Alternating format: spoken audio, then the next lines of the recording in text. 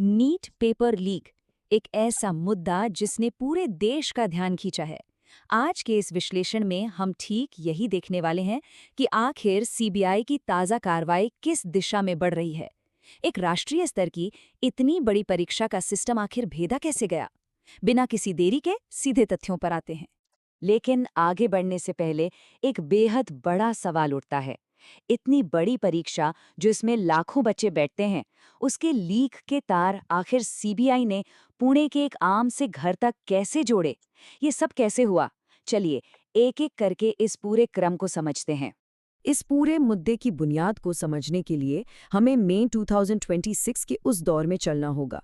Reports बताती हैं कि यही वो वक्त था जब सीबीआई ने इस मामले पर अपनी पकड़ सच में मजबूत करनी शुरू की थी। और देखते ही देखते इस इन्वेस्टिगेशन ने लॉ एनफोर्समेंट को इस पूरे घोटाले के मास्टरमाइंड तक पहुंचा दिया। तो आखिर ये आरोपी है कौन? पीवी कुलकर्णी की प्रोफाइल पर एक नजर डालते हैं। दरअसल ये मुख्य आरोपी कोई आम पेशेवर अपराधी नहीं है। रिपोर्ट्स के मुताबिक पीवी कुलकर्णी को इस नीट पेपर लीक के मास्टरमाइंड के रूप में पहचाना गया है। और इनका पेशा क्या है? वो लातूर के दयानंद कॉलेज में केमिस्ट्री के लेक्चरर हैं। यानी सोचिए, शिक्षा जगत से ही जुड़ा हुआ एक व्यक्ति इस पूरे मामले में मुख्य आरोपी बनकर सामने आया है। अब यहाँ जो सबसे अहम बात निकल कर आती है, वो इस केस को बेहद गंभीर बना देती है। पीवी कुलकर्णी कोई बाहरी व्यक्ति नहीं थे। असल में रिपोर्ट इस बात को बिल्कुल स्पष्ट करती है कि वो नेशनल टेस्टिंग एजेंसी यानी एनटीए की तरफ से परीक्षा प्रक्रिया का एक आधिकारिक हिस्सा थे। एक इनसाइडर। जिस सिस्टम पर इस परीक्षा को सुरक्षित रखने की सबसे बड़ी जिम्मेदारी थी, ठीक उसी के भीतर से किसी को इसमें शामिल पाया गया है। अब समझते हैं कि आखिर इस ब्रीच को, इस पेपर लीक को अंजाम कैसे दिया गया। ये पूरा काम बेहद सटीक और प्लानिंग के साथ किया गया था। इस प्रक्रिया को हम 3 मुख्य हिस्सों में बांट सकते हैं। पहला कदम, पुणे के एक आम से घर में छात्रों को इकट्ठा किया गया। दूसरा, वहां एक निजी यानी प्राइवेट क्लास आयोजित की गई।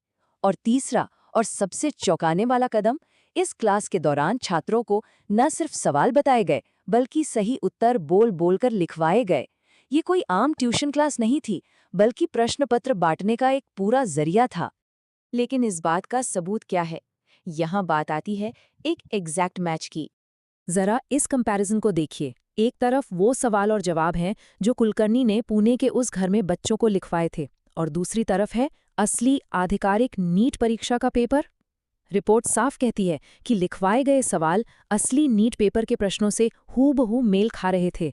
लिटरली दोनों में कोई फर्क नहीं था, एक एग्जैक्ट मैच। और बस यही वो सबूत था जिसने पेपर लीक की पूरी तरह से पुष्टि कर दी। तो इसके बाद पुलिस और लॉ एनफोर्समेंट की क्या कार्रवाई हुई? कड़ी से कड़ी जोड़ते हुए सीबीआई ने आखिरकार इस मास्टरमाइंड की सटीक पहचान कर ली। पुणे में एक बड़ा ऑपरेशन चलाया गया और इसका नतीजा ये रहा कि पीवी कुलकर्णी को गिरफ्तार कर लिया गया। एक निजी क्लास से लेकर एनटीए के इनसाइडर होने तक हर एक तथ्य को जोड़कर जांच एजेंसी ने इस मामले को आखिरकार सुलझा ही लिया। तो इस पूरे घटनाक्रम को समझने के बाद एक बेहद गंभीर सवाल पीछे छूट जाता है। जब जिन लोगों पर परीक्षा को सही और सुरक्षित ढंग से आयोजित करवाने का भरोसा किया जाता है, वही लोग पेपर लीक में शामिल पाए जाएं, तो क्या उस पूरे सिस्टम पर दोबारा विश्वास किया जा सकता है? ये एक ऐसा तथ्य है जिस पर हम सबको विचार करना चाहिए। आज के इस विश्लेषण को यहीं विराम देते हैं।